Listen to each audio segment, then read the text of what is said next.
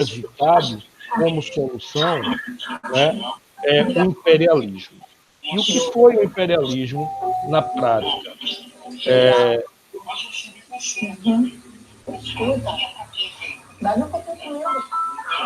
O que foi o imperialismo na prática? Né? A gente entender que é quando as potências industriais, as potências ocidentais principalmente, elas vão dominar regiões, sobretudo na África e na Ásia. Né?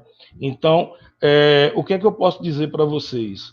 É que é um processo violento, como foi aquela primeira colonização lá do século XVI, né, que a gente estuda como a colonização do Novo Mundo, da América, né? Mas a gente vai ver que com características diferentes. E também vai ter como consequência lá na frente a Segunda Guerra Mundial. Né? A gente precisa lembrar que a gente estuda todos aqueles antecedentes da guerra, mas o motivo real, inicial, a gente pode dizer que são as disputas territoriais entre essas potências ocidentais. Forem estudar, né, o imperialismo, lembrar da importância da Conferência de Berlim. Aí alguém pode dizer, Zé, o que danado foi isso? Gente, é um encontro diplomático e político entre as potências, que iniciou em 1884, mas terminou em 1885, e que definiu, sobretudo, a partilha da África. Né? Uma partilha que não levou em consideração as questões étnicas, né? As antigas divisões territoriais. Né? Então, a gente vai ver que, se lá na primeira onda de colonização no século XVI, a gente teve os países ibéricos e depois a Inglaterra, né?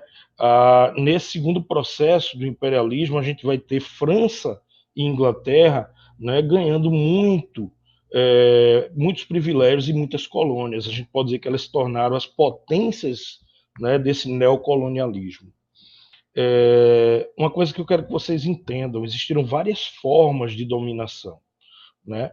Por exemplo, quando aconteceu a crise, né, lá a gente na Europa, essa crise que eu falei ligada à produção da segunda revolução industrial, houve um grande excedente de mão de obra, pessoas que perderam emprego por conta da crise.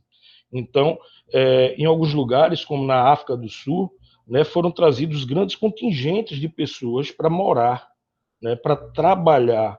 Né? Você relocava essas pessoas da Europa, né, para essas colônias. Né?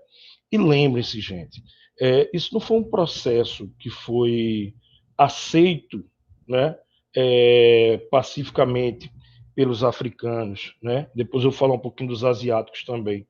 Né? Isso foi meio que imposto. Inclusive, existia uma tentativa de, teoricamente, defender essa prática, né, com a ação, com a missão civilizadora, né, o fardo do homem branco. Utilizaram a ideia do darwinismo social. Né? O que seria isso na prática? Seria para o homem branco, para o europeu, naquela visão eurocêntrica, né, que cabia à Europa civilizar, né, a África, a Ásia, os países tidos como menos desenvolvidos. Quando na prática, aí volto para o início, né, dessa minha participação com vocês, a busca era por espaço vital para o crescimento da industrialização, né, dessas potências industriais. Né? O que é que se buscava na África? Matéria-prima barata, mão de obra barata, né? Se buscava mercado consumidor. Não existe industrialização sem mercado consumidor. Né? Gente, a violência foi tão grande. Né? Um grande exemplo disso é o Congo belga. Né? O rei Leopoldo II da Bélgica, ele meio que transformou uma região, né, do antigo reino independente do Congo, né, como uma região privada. E, assim, foi um tipo de neocolonização à base de muita violência. Né? A gente tem que lembrar que uma das características é que na primeira colonização, e aí a gente entra na nossa história também, o negro ele tinha um valor atrelado a ele. Né? No caso da segunda colonização, da neocolonização, o negro não era um produto, ele não tinha um valor, então ele era mais descartável, né? Então a gente tem que lembrar que o processo do imperialismo ele existia pela questão capitalista, sobretudo, principalmente, né? Mas existia essa justificativa do darwinismo social. Aí a gente pode pensar assim, ó Zé, mas foi aceito de forma pacífica? Claro que não, gente. A gente teve uma série de guerras de resistência, né? A Revolta Achante é uma prova disso aí, né? Mas tanto na África como na Ásia, né, a gente vai ver que vai prevalecer, né, a questão da superioridade bélica industrial dos países ocidentais, né? Ainda, né, falando da África, fica a dica aí para estudo para quem está se preparando aí para os vestibulares da vida, né? Dá uma lida na Guerra dos Boeres, né? A guerra entre os novos colonizadores de origem inglesa com aqueles antigos colonizadores, né? De origem holandesa. Aí a gente sai um pouquinho, vai para a Ásia, né? Lembrar que a Ásia tinha ali um grande mercado consumidor que é a China. Então muita gente disputou esse mercado consumidor, né? Observem que, por exemplo, os Estados Unidos, né, que já vinha da sua expansão do final do século XIX, né, já visualizava também interesses imperialistas. Né? Os Estados Unidos vai ter possessões nas Filipinas, né? Os Estados Unidos vai ter possessão na Índia. Os Estados Unidos é quem primeiro vai pressionar o Japão para a abertura dos seus portos no início do século XIX. Isso vai possibilitar, gente, algo que a gente também precisa trabalhar quando a gente está estudando para o vestibular, né, que é a era Meiji, né, é quando o Japão vai se desprender de uma estrutura semi-feudal, né, presa ao shogunato, né, e a partir, né, do imperador Hirohito, ele começa um processo de industrialização. Claro, né, que sempre influenciado pelo capital estrangeiro, sobretudo, né, no caso do Japão, o capital norte-americano. Também tivemos algumas experiências de resistência, né, que aí fica para vocês a dica, como a gente não pode aprofundar, mas para dar uma lida depois, né, a questão dos boxers na China, né, que eram lutadores que tinham um sentimento xenofóbico, né, contra esses estrangeiros que vinham para explorar, né, a China. Então, a gente vai ver que teve um certo momento que esses lutadores eles chegam a matar 200 estrangeiros, e aí é criada uma coligação, né, dessas potências ocidentais para abafar o movimento. E aí a gente vai ter uma série de desdobramentos, né, como concessões que a China vai ser obrigada, né, a ceder, né, a entrega de Hong Kong oficialmente à Inglaterra, né? Então, gente, é observar que o imperialismo ele mexeu com o mundo todo, com a estrutura econômica, social.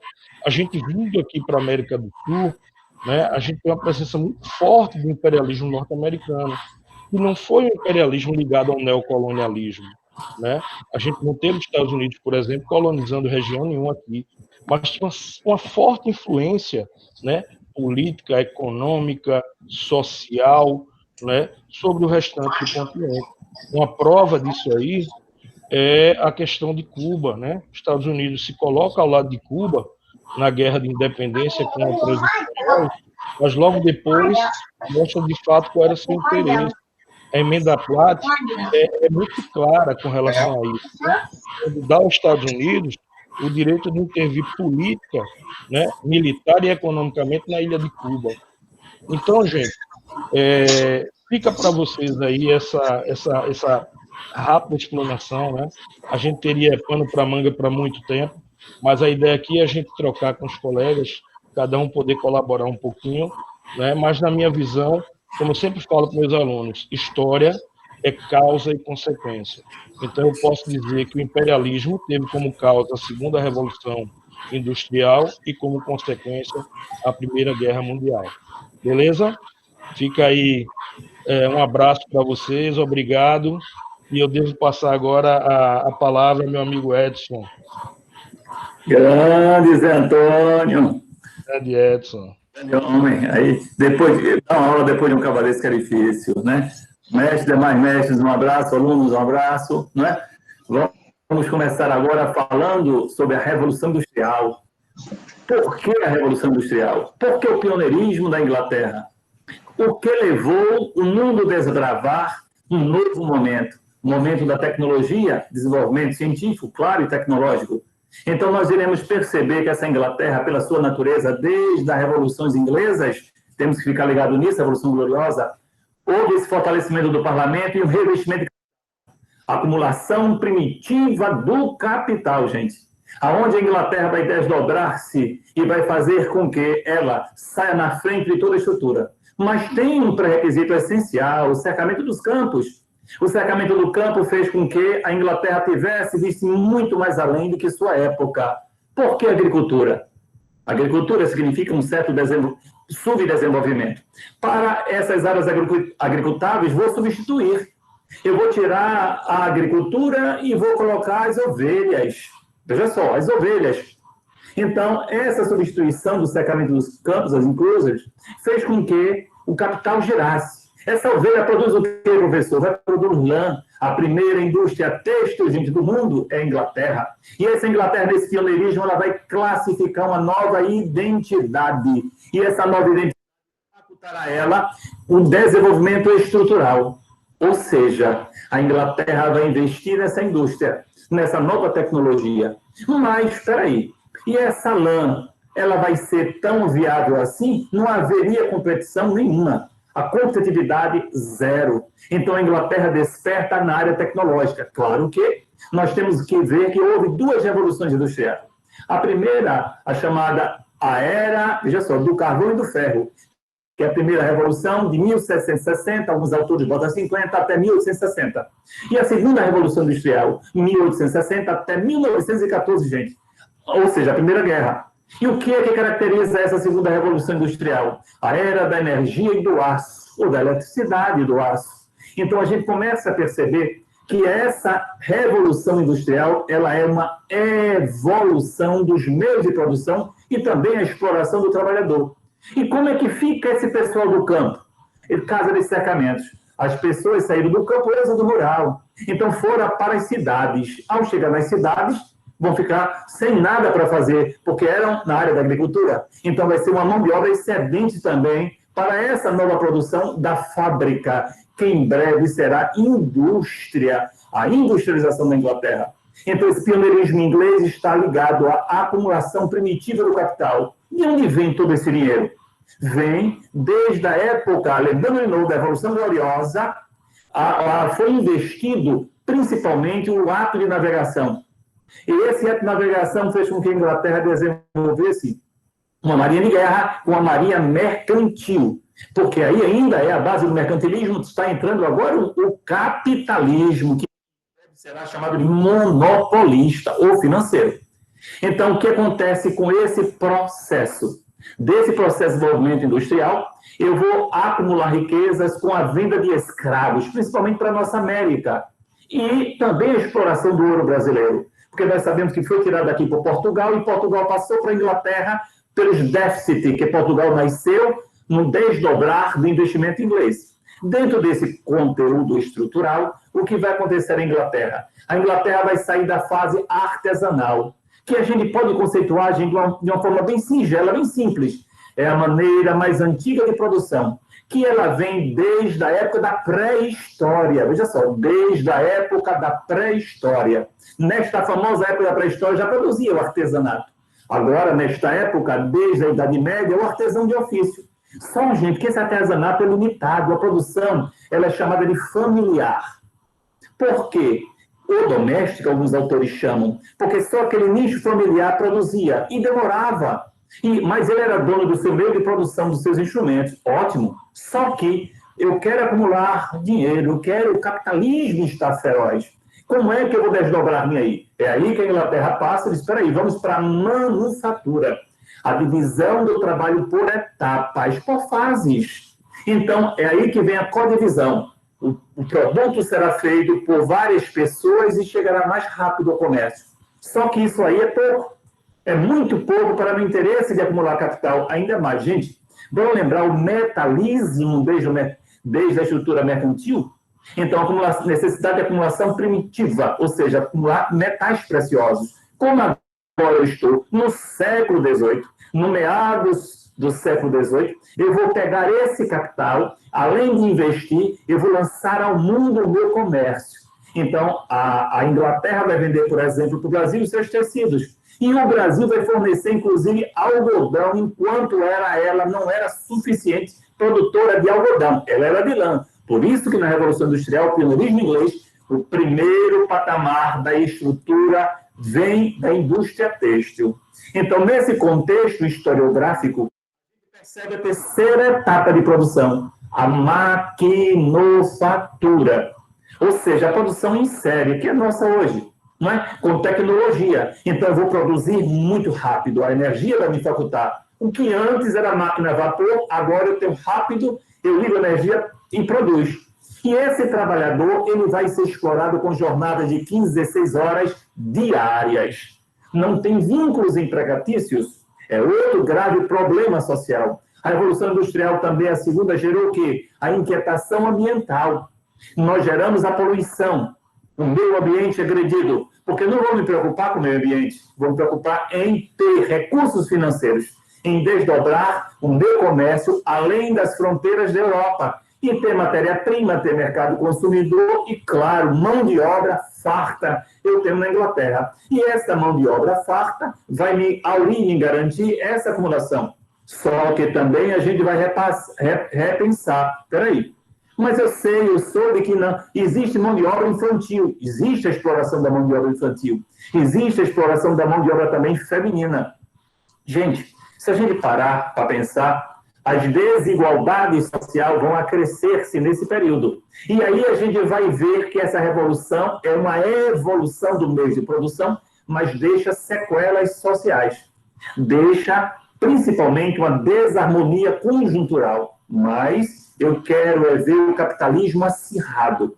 Então, o que eu vou fazer? Cada vez que eu tenho minha tecnologia maior, eu vou também vendendo minhas máquinas superadas para outros países subdesenvolvidos. Se a gente parar e fizer uma analogia aqui com o Brasil, na era Mauá, o vínculo de Brasil, né, geral e Brasil sempre vinculado. Enfim, a história ela é contínua. Então, dentro desse patamar, o Brasil compraria as máquinas, como a máquina a vapor. Né? A primeira estrutura nossa da linha da ferrovia para a produção ou escoamento do café brasileiro vem da Inglaterra. E essa estrutura com os engenheiros só eram ingleses. Eram eles que montavam a estrutura das linhas férreas, assim chamada, que era Grand Oeste, em sua época. E os nossos, entre aspas, peão eram brasileiros, que iriam fazer os ferreiros, enfim. Então, a gente vê aí essa ramificação da Revolução Industrial, que ela comumente, claro, Inglaterra em primeiro tom, depois a França, vemos os Estados Unidos mais adiante aqui, sabe? Só que temos que perceber que tudo isso está vinculado ao acirramento desse capitalismo. E esse trabalhador que vai começar a perceber que sua mão de obra era eficaz, mas o processo era injusto. Aí, voltando à criança e à mulher. Ou seja, como não haveria direitos, benefícios, então eu tenho em algumas áreas de produção quantas crianças, ou homens, ou mulheres perderam parte do seu corpo, principalmente mãos, nas estruturas de fiar, nas máquinas de fiar. E eles, claro, perdiam e não tinham indenização, porque não tinha vínculo empregatício. Então, é aí que a gente vai começar a ver que, agregado a esta primeira Revolução Industrial, a essas transformações por etapas do artesanato, a manufatura e a maquinofatura, vem essa inquietação da classe trabalhadora. Este anti-operário passa a ser o proletário. Aí vai surgir o termo proletariado, de prole, filhos, como nós conhecemos no Brasil, esse termo, do latim prolus. Então, dentro dessa conjuntura, essa classe proletariada que está se formando, que está se adequando, vai começar a inquietar-se. Por que eu trabalhar tanto sem nenhum direito? Porque há injustiça social. E nesse contexto aí vai surgir não é uma doutrina social, tá, gente? É um movimento social que vai surgir dentro de uma identidade, que vai surgir o ludismo e o cartismo, dentro da conjuntura da Revolução Industrial, para chegar em breve às doutrinas de fato social. O socialismo científico, por exemplo, Karl Marx, né? O socialismo de Charles Fourier, Saint-Simon, que é utópico. E a gente vai ver as doutrinas, o anarquismo, enfim, as doutrinas vão se espalhando com identidade ideológica deste trabalhador. Ou seja, eu estou criando minha base, ou seja, como trabalhador. Eu preciso cobrar a dignidade. E esse sistema injusto, desigual, desumano, ele vai começar a mobilizar-se e vai ver que esta inquietação social é uma necessidade da sociedade, né? Então, eu vou agora, aí aquele movimento quebra-máquina, né? O popular, né? Então, vamos quebrar as máquinas porque ela é a problemática do desemprego, que sabemos que não. Mas é um início, um prelúdio de um movimento sociais aflorados, que vai dar base a movimentos doutrinários, a ideologias científicas, para que a gente possa compor e compreender as etapas do processo do desenvolvimento tecnológico. E, é claro, a gente tem que ver que a Inglaterra, como apoteose do poder marítimo, ela agora tem também um poder em suas mãos industrial. Antes, outrora, quem não queria um tecido de seda vindo da Índia, do bicho da seda? Mas o custo é altíssimo. Se eu vou agora para lã, o custo cai e o comércio vende. E eu tenho que atender a várias classes sociais. Não quero atender a elite. De A, um exemplo, a Z. E quando eu tiver este algodão em minhas mãos, lembrando, reportando da nossa América, será mais fácil. Porque eu pego a matéria-prima barata, eu ainda tenho uma mão de obra barata e eu vou transformar essa matéria bruta, essa matéria-prima, naquilo que a sociedade mundial quer e essa elite também deseja. Então, eu vou atender ao mercado necessário para que o capitalismo ele fique mais faminto de acumular riquezas. E, é claro, desproporcionalmente à sociedade. Gente, em meio das fábricas, não sei se você conhece aqui em Pernambuco, mas nós temos um exemplo aqui próximo da gente, em Paulista, a antiga fábrica de tecido paulista. Ali, quando era montada uma grande infraestrutura, em séculos atrás, ali viviam nas circunvizinhanças, ao modo europeu, os operários. É atravessar a calçada, está lá a casa do operário, aonde ele não pode faltar, porque ali ele está fiscalizado. Então, ele está próximo do trabalho vinculado à exploração, o qual, dentro da prole de um sistema injusto capitalista. Então, vemos e percebemos que esta revolução industrial, ou evolução dos meios de produção, ela gera, claro, necessidade para chegarmos hoje, por exemplo, essa comunicação fascinante que estamos tendo, né? Entre internet, que é um desenvolvimento da terceira revolução, assim sucessivamente industrial, que nos dá grandes legados. Agora a sociedade precisa pensar, reavaliar. A que ponto esse desdobramento social pode continuar assim? O que, de fato, desmembrou-se depois da Alemanha, os Estados Unidos, da Bélgica, a Itália e demais países, circunstancialmente tornar-se capitalistas e acirrar-se o desenvolvimento industrial. O nosso país ainda é considerado um país agrário, subdesenvolvido. Esses países, qual lixo? Aí a gente parte daquele princípio, para fechar com a nossa hora, né? Para lembrar quem são os Estados Unidos, os estadunidenses, são os ingleses, né? Os britanos, naquela visão capitalista do calvinismo. Então, ele não iria deixar do século XIX em diante também a desbravar a tecnologia. Então, nós vemos que, paulatinamente, essas tecnologias elas vão agregando-se aos países, e esses países, claro, precisam sempre de mão barata, precisam sempre de mercado consumidores, e, é claro, de matéria-prima eficaz para suprir suas necessidades das rentosas lucros, né, que Karl Marx chama dentro do próprio trabalho a mais-valia. Tá certo? Chegamos aí nossa hora. Um forte abraço para vocês e até a próxima.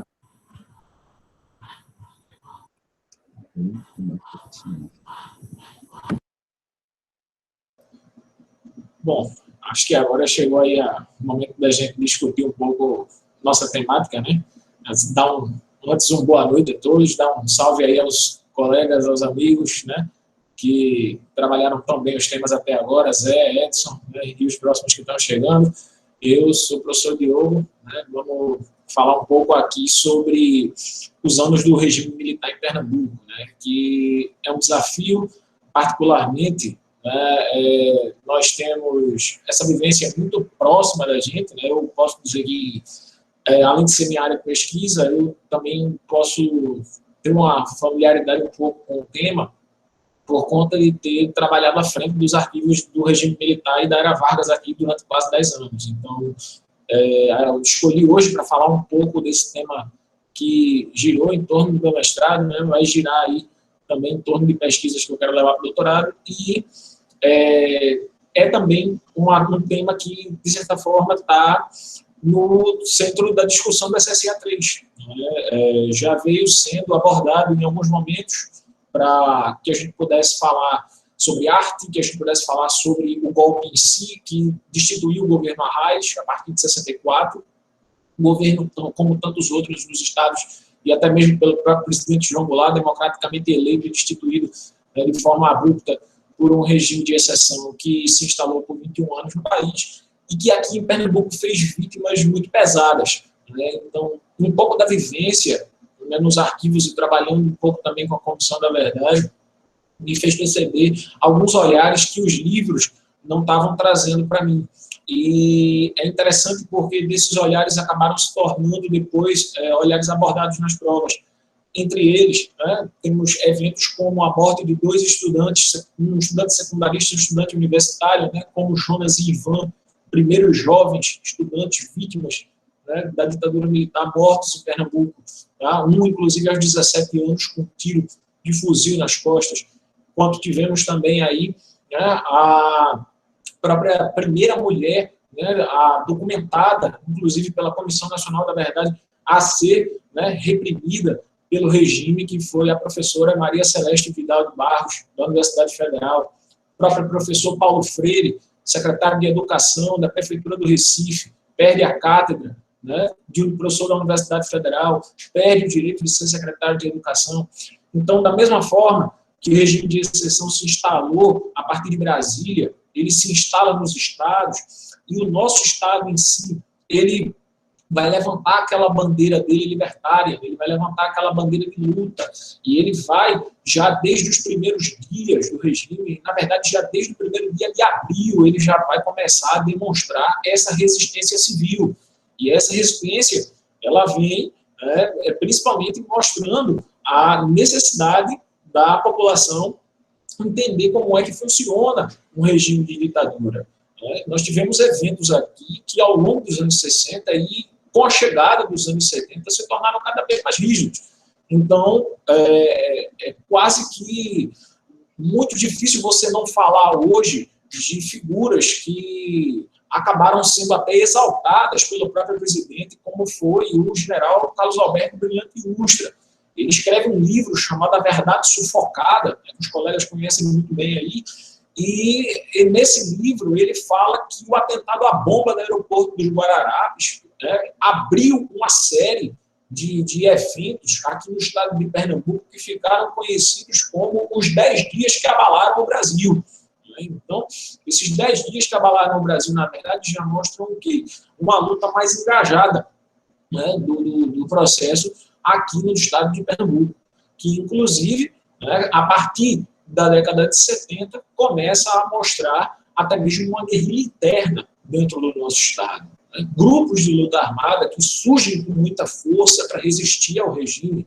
O próprio massacre da Chácara São Bento é ilustrativo para mostrar, né, esse contexto terrível que foram os anos de regime aqui no estado de Pernambuco. E algumas dessas memórias, infelizmente, estão tendendo a ser apagadas, principalmente quando, né, a gente observa o desaparecimento de um quartel em Olinda para se tornar um shopping center, que foi, né, ali o Shopping Pátio, aquele quartel que tinha ali naquela região era a chamada colônia de férias, um local que até então era privilegiado, né, o só alto escalão do exército ia para se reunir naquele reduto ali e obter informações privilegiadas, né, em relação à resistência civil ao regime ditatorial. Então, a própria maneira como o silêncio foi, né, aos poucos, tentando cercar a sociedade, foi muito complicado. Casos que foram investigados aqui e foram modificados pela Comissão da Verdade, é interessante que o FERA, que vai prestar atenção aí, né, nos exames seletivos do Enem, no exame seletivo do SSA 3, ele fique ligado no papel da Comissão da Verdade. Né? A Comissão da Verdade tem um braço nacional, mas ela também tem braços estaduais, que investigaram crimes de Estado, embora não tivessem, né, a prerrogativa de fazer justiça no sentido de punir, né, as autoridades da época, até porque a gente tem que considerar que a lei de anistia é um dos instrumentos que impede, né, que representantes daquela época sejam punidos, e a gente tem que ter um olhar um pouco mais cuidadoso exatamente para entender como é que funcionou esses, né, processos de investigação dos documentos. Para quem gosta de leituras, inclusive quer se inteirar um pouco mais no tema, eu trago uma sugestão aí, né, o pessoal que está assistindo a live, né, os colegas provavelmente já conhecem, né, em fontes aí sobre o assunto, e aí eu trago essa informação, esse livro aqui, né, do Ayrton Maciel, tá certo? História Secreta, os Prontuários do DOPS.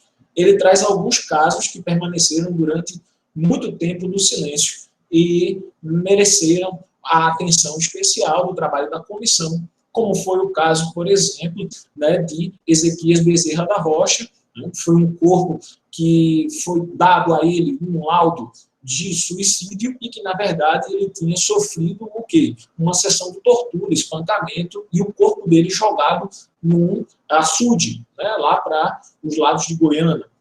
Já o caso de Ana Natália de Souza Melo Alves, também brutalmente morta dentro da sede do DOPS, né, enforcada com a corda da própria bolsa, sofrendo violência de gênero e, entre outras coisas, né, tendo seu laudo também atestado como suicídio. Né. Esses casos, né, que foram a julgamento público, né, que tiveram uma reparação.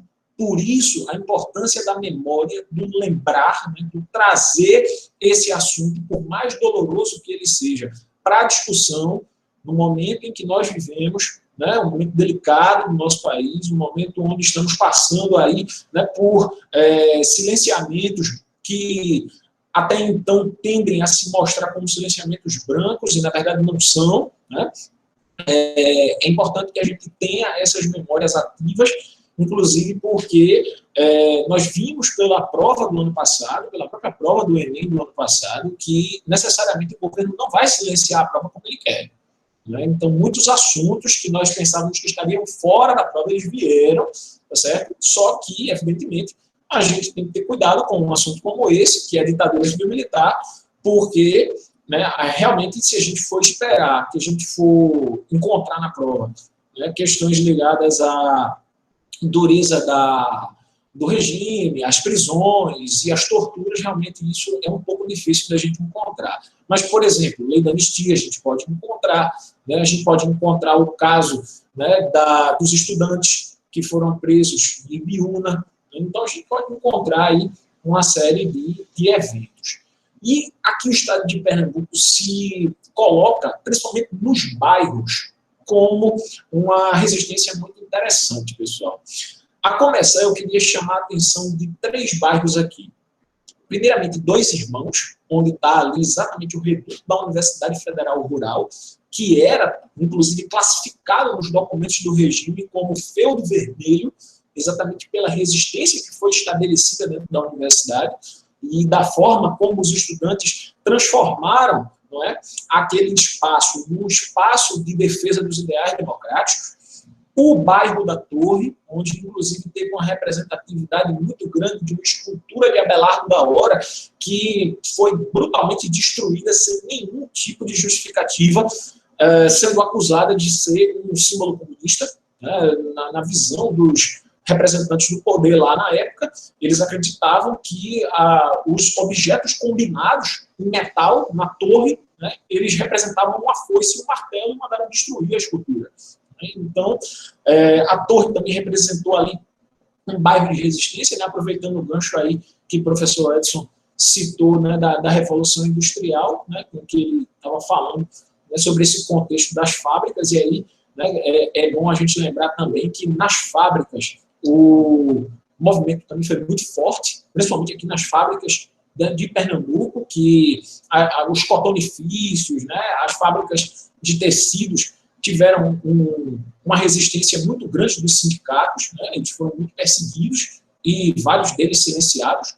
Os próprios movimentos, como as ligas camponesas, Vitória, Goiânia, né, grande representatividade desses grupos acabaram sendo brutalmente silenciados, inclusive tema de um dos grandes filmes que foi enfocado nessa época para falar do homem do campo, que é Cabra Marcado para Morrer, né, que foi proibido, inclusive, pela censura, e só retornou nos anos 80 para terminar de ser filmado, né, enquanto que a gente vai vendo o terceiro bairro, que era o da Boa Vista.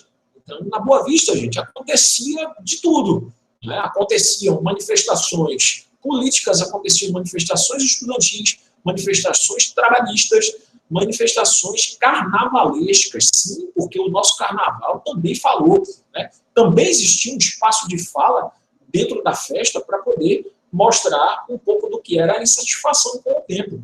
Moças desfilando de biquíni, travestis alegremente desfilando pelas ruas, brincando na irreverência, a própria brincadeira do mela-mela.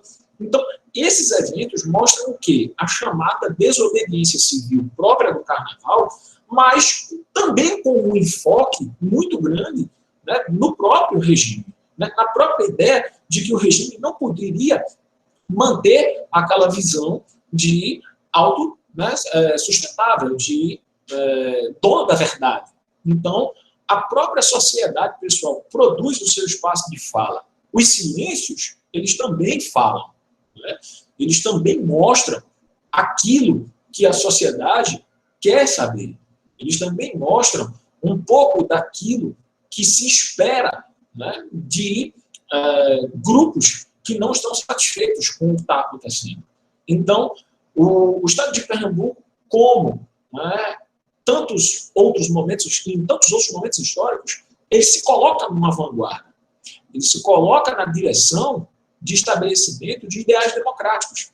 Seja no final dos anos 70, com as brigadas muralistas, né, o retorno das eleições municipais, das eleições estaduais no início dos anos 80, né, a volta de Arraes, que saiu em 64 do Palácio do Governo sem ser algemado. Detalhe, né, foi o único governador que não aceitou ser algemado e saiu pela porta da frente, e ali mesmo ele dá uma declaração para os jornais da época, que quem pegou na maior parte os direitos sobre a imprensa na época foi o Diário de Pernambuco, né, uma vez que o Jornal do Comércio fora censurado em 66. Pouco antes, ele já estava passando por um processo de silenciamento. Então, a Arraes fala naquele momento aos repórteres: sair pela porta da frente e voltam pela porta da frente. Então, quando volta no final da década de 70, ali 78, 79, a Arraes reassume o governo de Pernambuco e vai, né, reestruturar novamente essa questão dos direitos democráticos.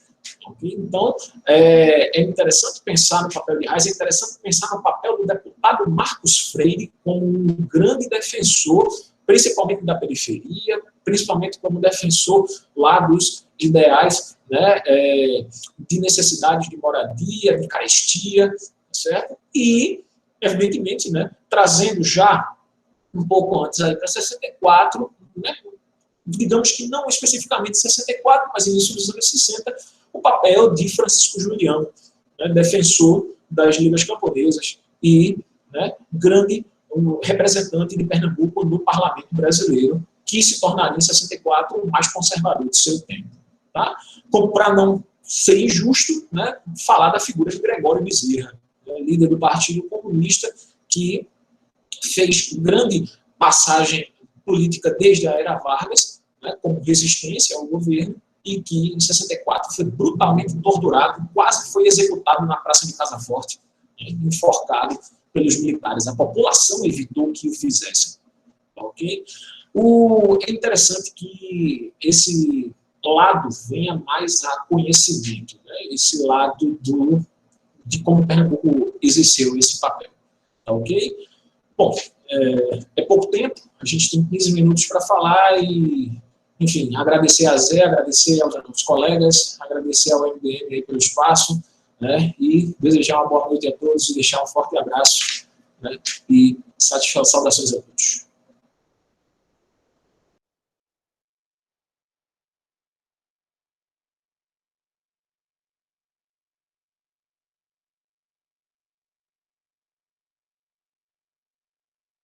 Estou a postos aqui, tá?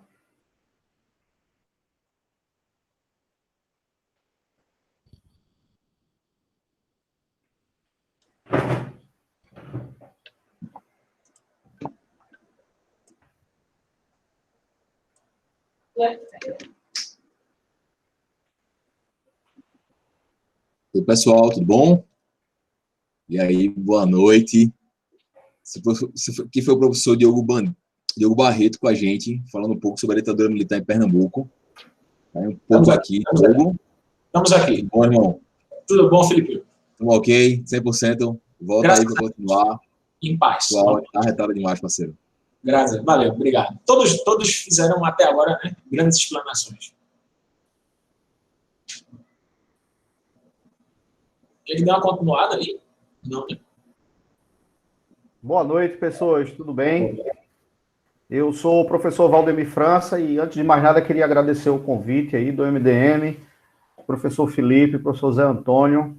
Saúdo também os demais professores que estão aí acompanhando a nossa live solidária, tá? E hoje vou falar um pouco sobre as diretas já, que é um processo muito comum de entrar nas provas do Enem e nos vestibulares da vida, tá? Então é importante que a gente esteja ligado a esse assunto, visto que ele, de fato, ele é muito cobrado. Pois bem, pessoas, antes de falar das diretas já, nós precisamos, então, prestar um pouco atenção no que se refere ao período em que aconteceu esse movimento. É importante considerarmos que esse momento, o Brasil vivia a distensão política, que é aquele processo de abertura que vai acontecendo desde lá do governo do então general Ernesto Geisel e vai se acentuar com o governo de João Batista Figueiredo a partir do ano de 1979, tá? Então, nesse período, você observa que o contexto mundial já não mais favorecia ditaduras e os militares já não tinham mais interesse em continuar por um longo período no poder. E, em função disso, vai haver um processo de abertura, e esse processo de abertura ele precisava também ser seguro para os militares. E por que precisava ser seguro para os militares? Ora, por uma razão muito simples, porque eles precisavam preparar a sua saída do governo, certo? Sem deixar qualquer tipo de aresta que pudesse, então, transformá-los posteriormente em réus. Por quê? Porque vocês sabem que nos anos de chumbo ocorreram muitos crimes, certo? E esses crimes serão, então, apagados pelas chamadas leis de anistia. O que a lei de anistia faz? A lei de anistia vai lá e dá um ponto final nessas questões dos crimes de tortura, de prisões, enfim, né, de pessoas que desapareceram durante o regime militar. Então foram anistiados civis e militares que cometeram crimes naquele período que a gente conhece como anos de chumbo.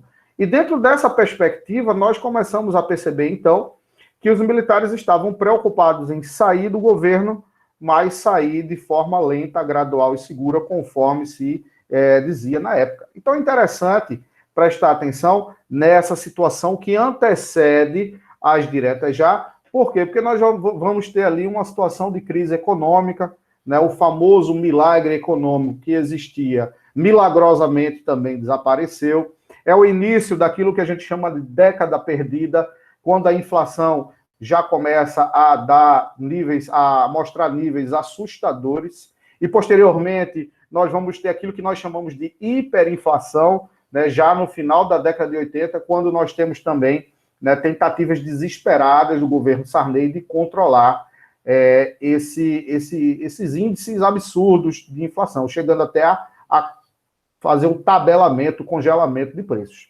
Então, tudo caminhava para uma situação econômica ainda mais caótica. A Guerra Fria, no contexto externo, estava, então, desacelerando e não fazia mais sentido para os militares continuarem no poder. Por quê? Porque o contexto já não favorecia mais. Então, dentro dessa perspectiva, começa a ser preparada a transição. E essa transição, então, vai fomentar o sentimento pela volta das eleições diretas. As eleições diretas que já não acontecia há muito tempo, e ainda vai demorar um certo tempo para acontecer. Eu vou explicar daqui a pouco. O fato, meus amigos, é que essa conjuntura desfavorável vai abrir, então, a possibilidade de quê? De uma eleição direta. E quando? Já em 1985, quando nós teremos, então, o fim do mandato do João Batista Figueiredo. O fato é que, aproveitando-se dessa situação e enxergando, tendo uma leitura correta do momento, o deputado Dante de Oliveira vai, então, propor uma proposta, vai criar uma proposta de emenda constitucional que vai, então, ganhar força no Brasil inteiro. Essa proposta de emenda constitucional, ela previa eleições diretas no Brasil, certo? E essa emenda constitucional recebeu, inclusive, o nome do deputado Dante de Oliveira.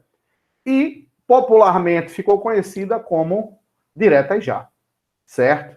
Então, rapidamente, a campanha pelas Diretas Já começa a ganhar força em 1983, certo? E se estende até 1984 com grandes manifestações públicas que reuniu, então, intelectuais, artistas, reuniu uma boa parte dos políticos de nome na época, e pressionou, né? Começou, então, a pressionar o governo e os parlamentares para obter, então, a liberação das eleições diretas naquele período. O fato é que a campanha, ela ganhou força, ela se espalhou pelo Brasil afora, a Fafá de Belém foi uma das protagonistas dessa campanha, fazendo, inclusive, aquela famosa performance lá, cantando o hino nacional brasileiro, comícios que vão reunir ali 200 mil pessoas, houve uma grande marcha até Brasília, né? E esse grande movimento pelas Diretas Já, ele se espalhou pelo Brasil todo. Mas o curioso disso tudo é que o primeiro ato pelas Diretas Já, ele aconteceu aqui em Pernambuco, precisamente no município de Abreu e Lima, tá? Ainda em 1983, quando os militares estavam ali comemorando mais um aniversário do golpe de 64, né, num lugar próximo, numa rua próxima, um grupo de pessoas se reuniram e as lideranças discursaram em cima da carroceria de um caminhão, e aquele ato ali que reuniu cerca de 200 pessoas foi considerado, então, o primeiro ato público em defesa das Diretas Já no Brasil, aqui em Abreu e Lima, tá? Então, a população de Abreu e Lima que não sabia disso aí, um forte abraço. E é como o professor Diogo falou agora há pouco, vamos se preocupar em preservar a nossa memória, principalmente a memória desse período aqui no Estado. Pois bem, então, esse ato pelas Diretas Já que aconteceu aqui, ele foi só o pontapé, né, da movimentação que tomou conta do país. Muitos partidos políticos assumiram posturas de defesa das Diretas Já. Naquele momento, o bipartidarismo, que já tinha caído por terra, né, que foi instituído lá com o ato institucional número 2 o bipartidarismo, então, já tinha caído por terra, e a gente já tinha, então, partidos políticos que defendiam literalmente a eleição direta em 1985. O fato é que a eleição direta ela precisava passar pelo Congresso, e todo mundo sabia que era uma dura batalha, porque no Congresso havia, então, ali um grande resquício ainda de apoio ao regime, e apesar de ter tomado conta do Brasil inteiro, e apesar de ter ter tido um efeito significativo no que se refere a registrar historicamente o anseio pela abertura, o anseio da população brasileira pela volta da democracia, né, pela liberdade de direitos e tal, apesar de tudo isso, a campanha pelas diretas já ela não foi vitoriosa, né? Para passar no Congresso, ela precisava de 320 votos, no mínimo, e conseguiu 298 votos. Né? Mas, simbolicamente, e na história política a gente tem que considerar o elemento simbólico, simbolicamente, as campanhas, os comícios, os atos pela direta já, eles tiveram uma importância singular. Por quê? Porque eles mostraram para o povo, de um modo geral, que ninguém mais aguentava a ditadura. Então, apesar da gente ter uma derrota, a mobilização continuou. Para quê? Para ter, então, o fim, para chegar, então, a obter a vitória, literalmente, né, contra os militares. E aí, essa mobilização que continua, ela vai ganhando força.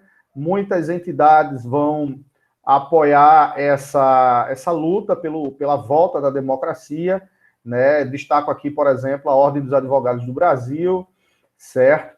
E em 1985 o cenário já é outro. Nós sabemos que não vai ter eleições diretas agora. Não vai ter. As eleições diretas só aconteceram em 89.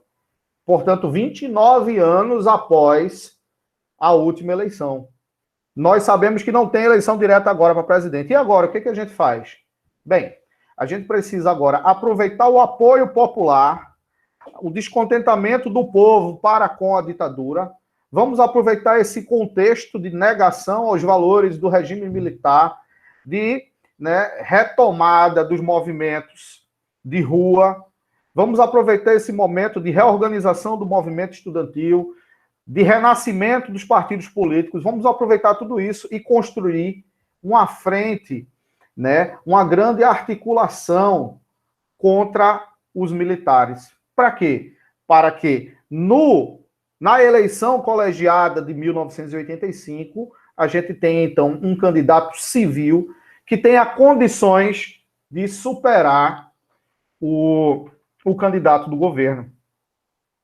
E é interessante a gente perceber isso, porque houve, de fato, uma articulação. E aí eu aponto duas peças-chave nessa articulação que acabou dando fim ao regime militar. Primeiro, Tancredo de Almeida Neves, certo? E Ulisses Guimarães. Eles foram os dois grandes articuladores. Inclusive, Ulisses Guimarães foi o presidente da Assembleia Nacional Constituinte, de 1988, né, a Constituição de 88. E o Tancredo Neves, que tem uma ampla história política, né, inclusive com participações do governo Vargas e tal, ele vai ser, então, candidato a presidente da República dessa grande articulação de oposição ao regime militar. Por outro lado, os militares vão, então, lançar o Paulo Maluf, né, que era, então, o candidato dos militares. E essa eleição colegiada que ocorre neste período vai dar a vitória a Tancredo de Almeida Neves. Então, é importante a gente considerar que, apesar das diretas já não ter, a emenda constitucional Dante de Oliveira não ter sido aprovada no Congresso em 84, a eleição de 85, embora tenha sido indireta, ela vai significar o fim do regime. Por que ela vai significar o fim da ditadura, Valdemir? Por quê? Porque o candidato civil que representava a ala daqueles que estavam com a direta já, portanto, a ala daqueles que eram contrários à ditadura, venceu as eleições colegiadas. Certo? O fato é que Tancredo Neves, infelizmente, ele não chegou a ser presidente. Ele ganhou as eleições, mas não foi empossado, porque dias antes disso acontecer, Tancredo Neves adoeceu, tá? Teve uma doença grave, se não me engano, salvo engano, agora foi diverticulite, e acabou falecendo, tá? E então foi um momento muito, muito triste da história do Brasil, porque todas as esperanças do povo por uma nova história no Brasil acabaram sendo ali meio que sepultadas junto com Tancredo Neves. Houve uma comoção muito grande, transmissão do velório, do cortejo fúnebre de horas e horas e horas na televisão, homenagens de toda parte e tal, e as pessoas se perguntavam, e agora? O que a gente faz? Porque a gente não tem mais como continuar dessa forma. O presidente, ele morreu, o vice assume, mas como assim? A Constituição não dá isso, não traz essa possibilidade, até porque a Constituição era de 67, então a Constituição de 67 já não se encaixava mais com aquele período. E agora, o que fazer? Então o Brasil entra com um vice-presidente improvisado, nós podemos dizer assim, para conduzir o processo de abertura, que foi então o José Sarney. E o José Sarney era visto com muita desconfiança, meus queridos. Por quê que ele era visto com desconfiança? Porque anteriormente ele, serviu aos militares. Ele esteve ao lado do partido que servia aos militares, o Partido da Situação. E aí nós temos, nessa perspectiva, uma crítica muito grande aos militares, porque... Alguém abriu o microfone aí. A gente tem uma crítica muito grande ao processo de abertura, por quê? Porque o processo de abertura ele foi conduzido por alguém que colaborou com o regime. Alguns diziam, inclusive, fora Sarney, a ditadura não acabou e tal. E aí você vai ter uma oposição dura ao governo Sarney até o fim do seu mandato. Todavia, vale lembrar, que o governo Sarney ele teve algumas coisas importantes que nós precisamos destacar aqui, por exemplo, a Constituição de 88, certo? A vigência de eleições diretas, aí sim, porque a Constituição de 88 trouxe essa prerrogativa, que aconteceu em 89, certo? A famosa eleição do Fernando Collor. E também nesse período houve, apesar de todo o combate à inflação e toda a luta para combater a inflação, o governo Sarney também plantou as bases para o Brasil entrar, para a criação do Mercosul. Valdemir caiu. Bom, então caiu, eu vou fechar aqui e segue o jogo. Fecha de novo. Fecha de novo. Pessoal, vamos sair da sala e entrar de novo. Tá bom, então. Então tá bom, beleza.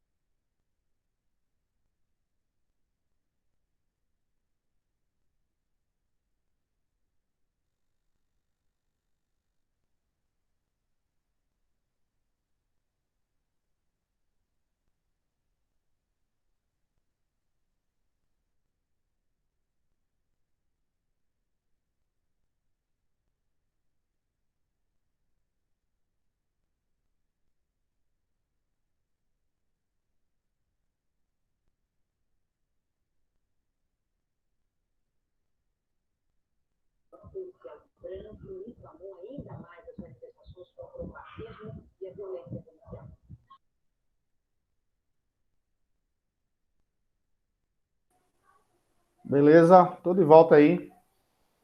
Mas aí meu tempo já acabou, né? Segura um minutinho aí, segura um minutinho aí. Já libera.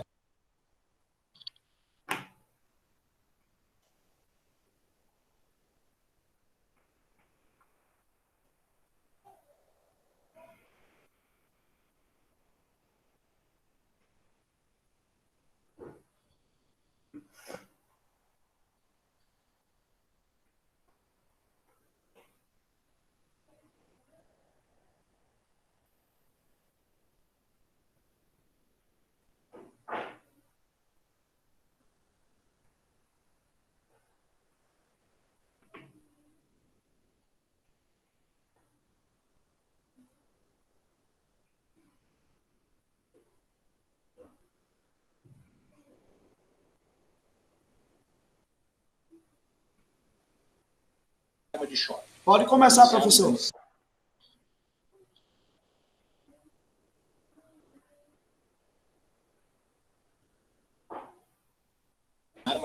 Pode começar.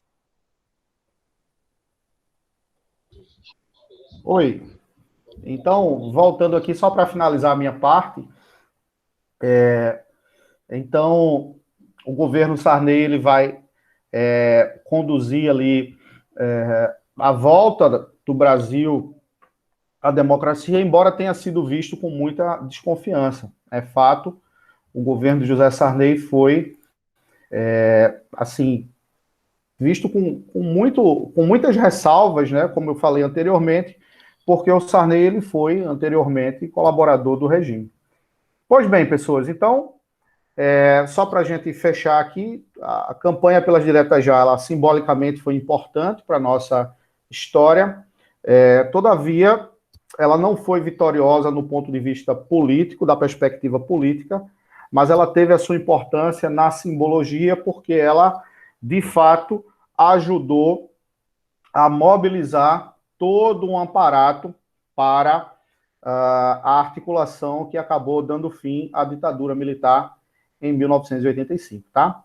Nós agradecemos o convite, desculpem aí porque a conexão deu uma falhadinha, mas estamos juntos e um abraço para todos, espero aí poder participar de outros projetos. Um abraço para todo mundo, fiquem com Deus e vidas negras importam. Marielle presente, um abraço. Obrigado, professor Valdemir, satisfação em estar com o senhor. E a gente já vai passando a bola aqui para esse grande mestre que também vai estar com a gente aqui hoje, tá certo? Que vai ser agora o professor Ulisses Freitas, trabalhando com a gente com os conflitos na República Velha. Professor Ulisses.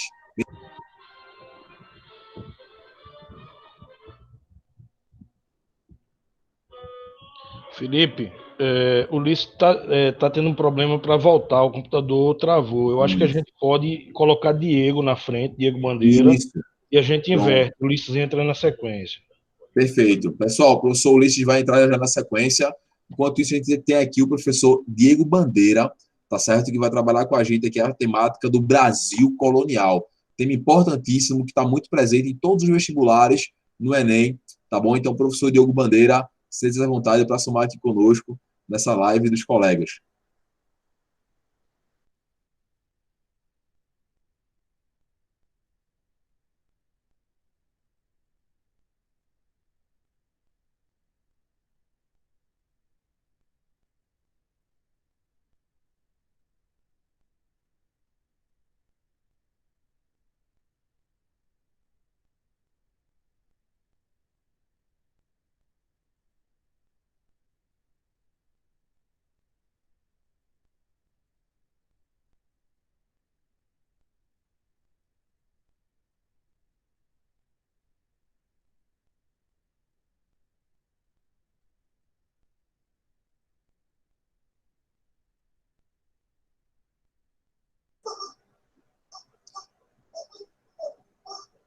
Então, pessoal, enquanto o professor Diego e o professor Ulisses vão se conectando aqui para somar com a gente vai lembrando que aqui embaixo a gente tem um QR Code, que é da vaquinha, essa live solidária.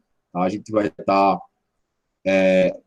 arrecadando toda e qualquer quantidade de doação que nós conseguirmos para efetuar aí uma doação para aquelas pessoas que, nesse momento de pandemia, mais precisam. Aproveitar para agradecer, enquanto o Melhores do Mundo, né, aos professores Valdemir, ao professor Diego, ao professor Diogo, ao professor Alberon, ao professor Ulisses, né, o professor Zé Antônio, todos os colegas que estão somando junto conosco, que vieram com esse projeto, IMPA, professor Edson, né, para somar com a gente e articular esse espaço, que também é um espaço de cada vez mais a gente poder democratizar ensino, levar ensino àqueles alunos que estão passando por um momento também de dificuldade, né, da manutenção dos seus estudos. É um ano muito importante para o terceiranista, para quem está finalizando o ensino médio, e numa situação tão difícil que a gente se encontra. Então, professor Diogo, seja muito bem-vindo.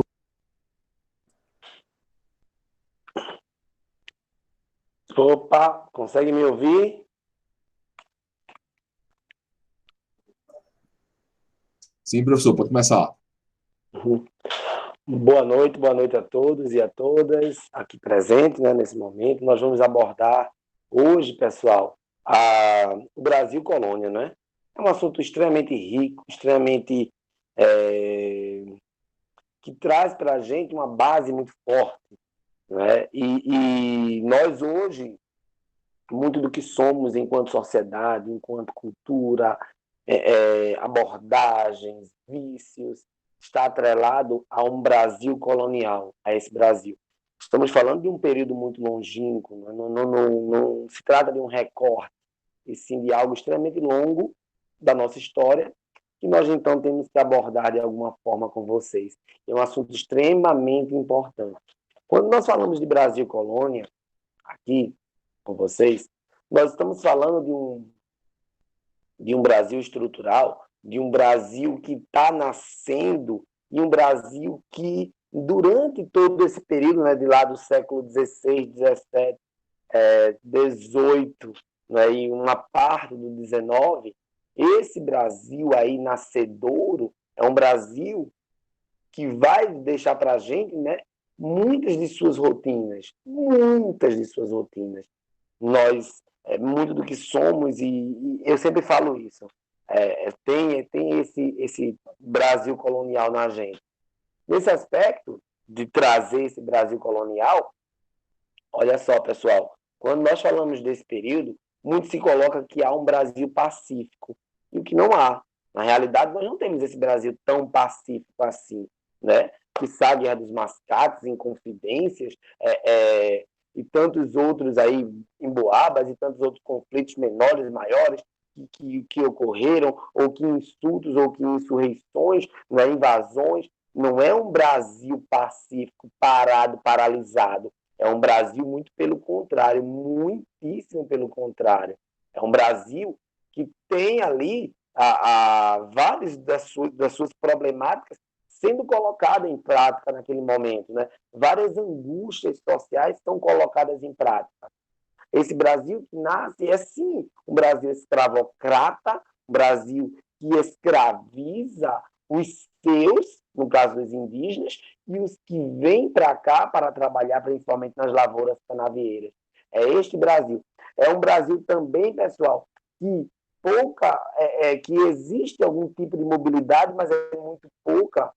É um Brasil racista, preconceituoso, né? Coisa que hoje ainda temos. É um Brasil muito violento, é um Brasil que traz uma problemática, um conservadorismo muito forte em alguns aspectos, e é um Brasil também, né, de alguns de posicionamentos, de algumas aventuras, e isso segue por todo um percurso.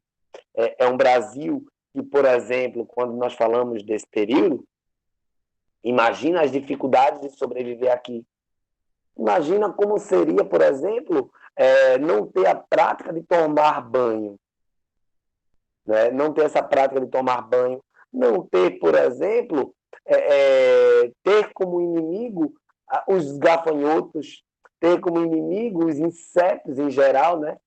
Imagina declarar uma procissão, fazer uma procissão e declarar como inimigo da colônia a formiga, que destruía tudo onde passava. Imagina como era naquele momento morar num Brasil Lá, imagine você em 1600, ali naquele momento, vivendo no Brasil, cheio de insetos em cima de você, num determinado momento. As pessoas tinham que, normalmente, dormir mais cedo, até não só por conta do trabalho, mas também para poder ter uma mínima qualidade de sono. Então, as pessoas, mal que anoiteciam, já iam tentando dormir, né? Já tentavam dormir para evitar, justamente, ter essas problemáticas todas, né? Quantas e quantas casas não eram invadidas por animais já de médio e grande porte, mas principalmente médio porte, né? Aqui no caso do Brasil. E aí, fora isso, os insetos, né, que chegavam nas casas, e os hábitos de higiene? Como seria nessa época? Os hábitos de higiene, o povo estava, digamos assim, a sorte ou a Deus dará. Né? A Deus dará. Né? Ou seja, o que Deus der, aí vai ser. Então, as asepsias eram baixíssimas, ou para dizer nenhuma, né, do que a gente se tem hoje com relação à questão de higiene. Até porque essa não era uma preocupação daquele momento, uma vez que naquele momento as doenças vinham dos chamados miasmas, né, eram provenientes disso. Então, nesse momento do Brasil, as pessoas, para diminuir um pouquinho dos odores, pegavam a cebola e passavam nas axilas. As pessoas, naquele momento, havia uma espécie, deixa eu dizer uma outra para vocês, o cafuné. O cafuné, ele nasce de uma coisa um tanto quanto horrenda, que é uma prática que se tinha de catar piolhos. A praga de piolhos era enorme, era enorme. Eu duvido muito que você que esteja agora assistindo não já tenha tido piolho. Né? Eu duvido muito. Ou pelo menos conheça alguém que tenha tido na infância. De toda forma, pessoal, havia sim, né, muitos piolhos, e as pessoas então ficavam comumente catando a cabeça, né, fazendo assim na hora de deitar, e nessa prática de aqui passar a alisar a cabeça, ia justamente, né, tirando piolhos. Daí nasce essa práticazinha de fazer um cafuné aqui no Brasil.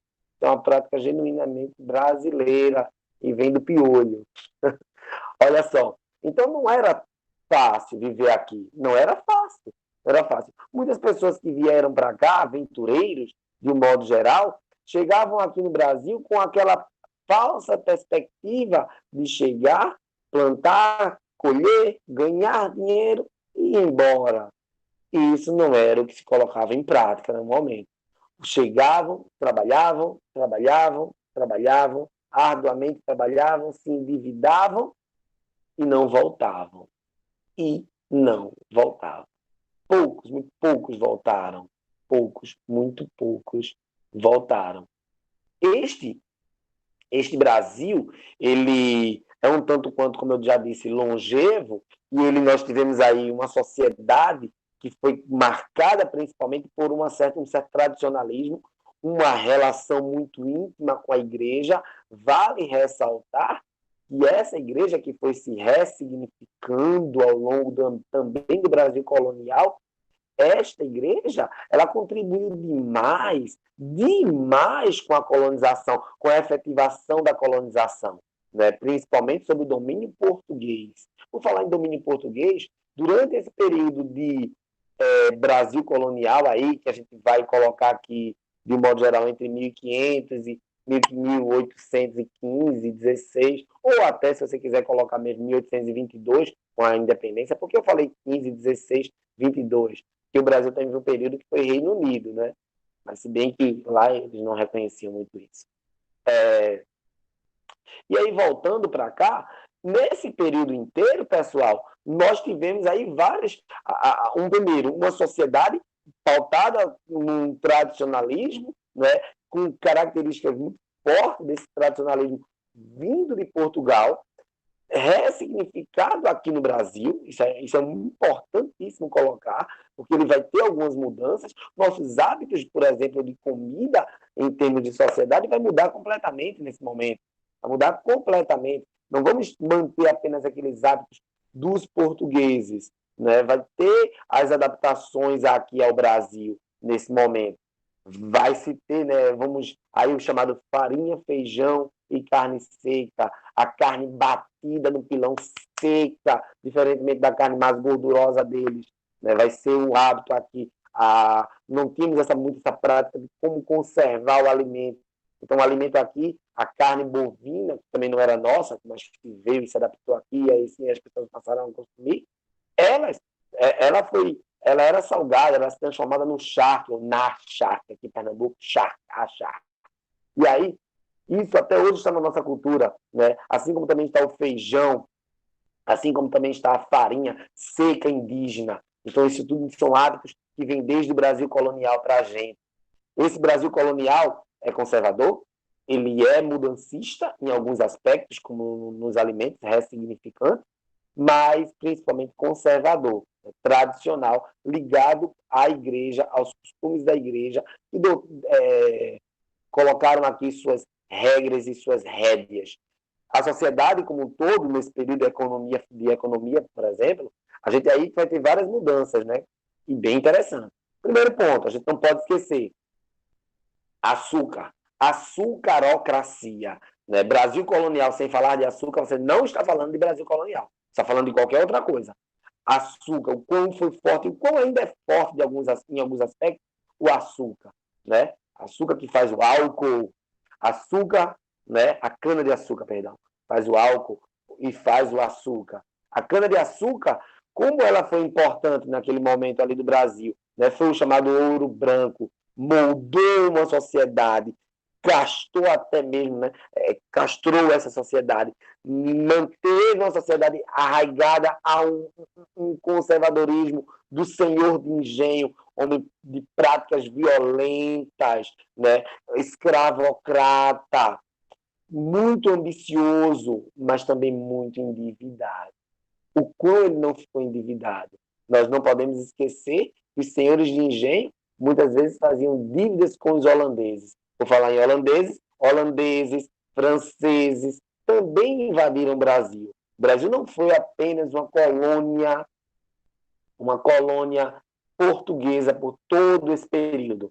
Nós tivemos aqui franceses, olha só, portugueses, franceses, holandeses chegaram aqui e até espanhóis. Teve um momento, né, da União Ibérica em que a Espanha comandou o Brasil. Então, o Brasil não foi somente uma colônia portuguesa. Foi tudo isso e mais um pouco. Né? Mais um pouco. E assim essa história ela prossegue por muito tempo. Olha, os ciclos, como eu estava falando, começa com a cana-de-açúcar muito no Nordeste brasileiro. Muito forte aqui. Pernambuco ali forte. Nossa capital, Salvador.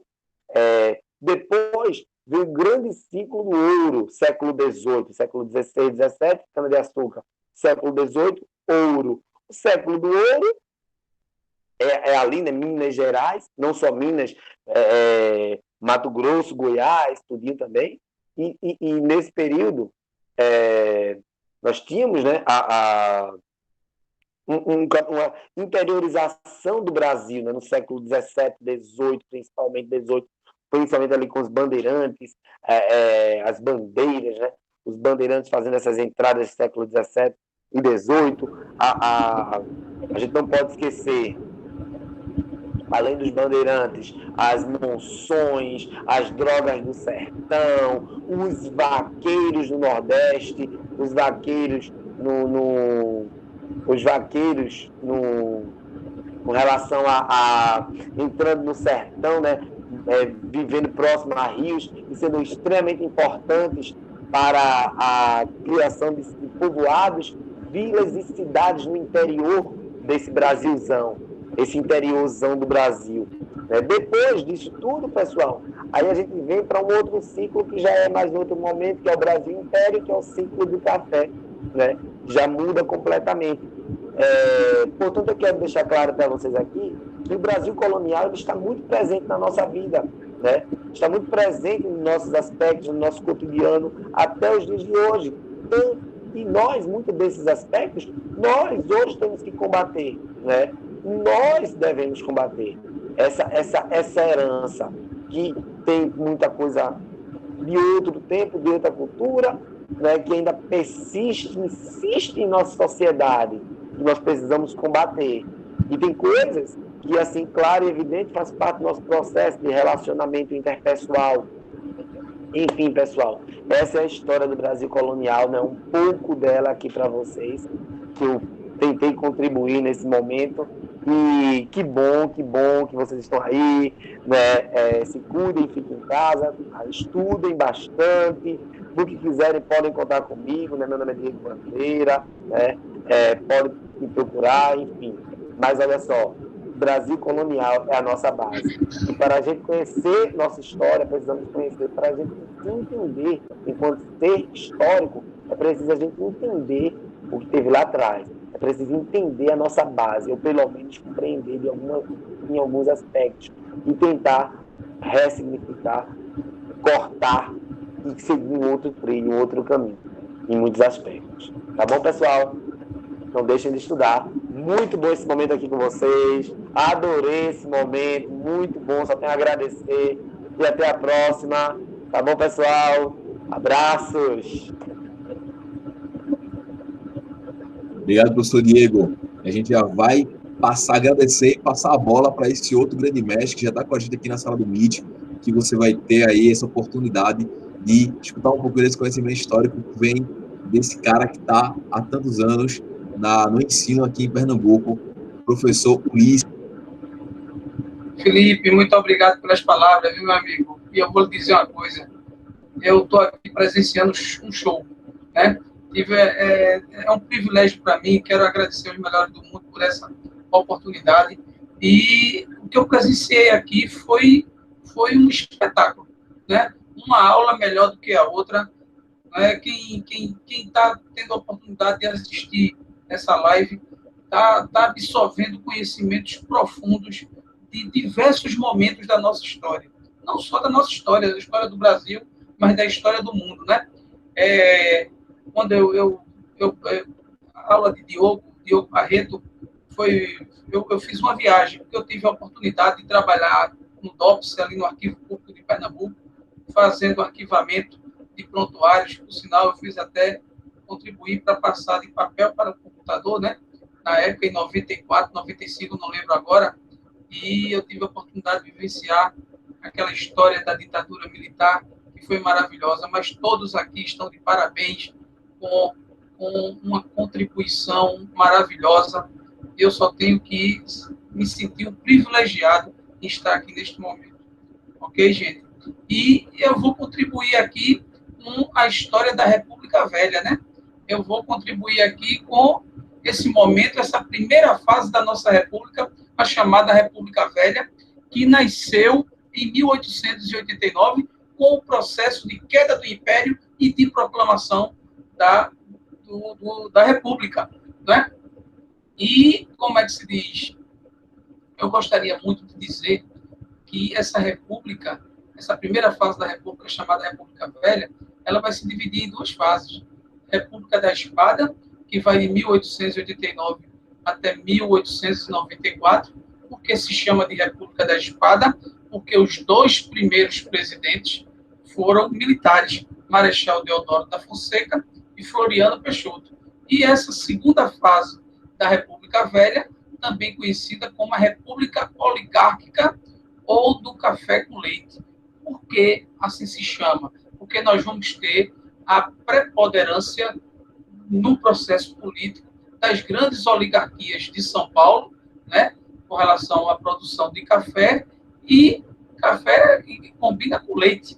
Combinando com leite, em Minas Gerais tinha uma bacia leiteira que era relevante, então a oligarquia mineira, que teve grande participação nesse momento, por isso que nós chamamos de República do Café com Leite, ou República Oligárquica.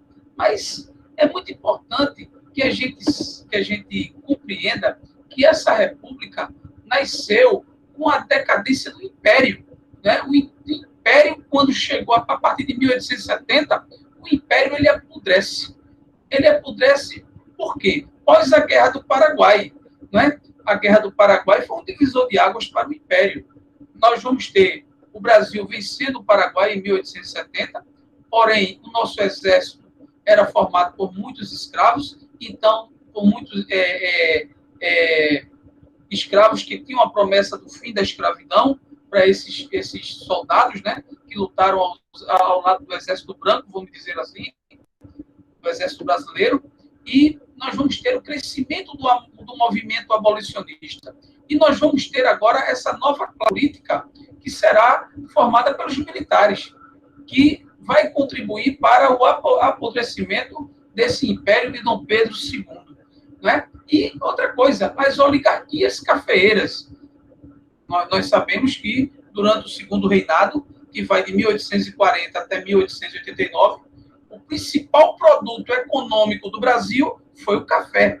Então, nós vamos ter aí a oligarquia cafeeira como sendo a grande e poderosa do ponto de vista político.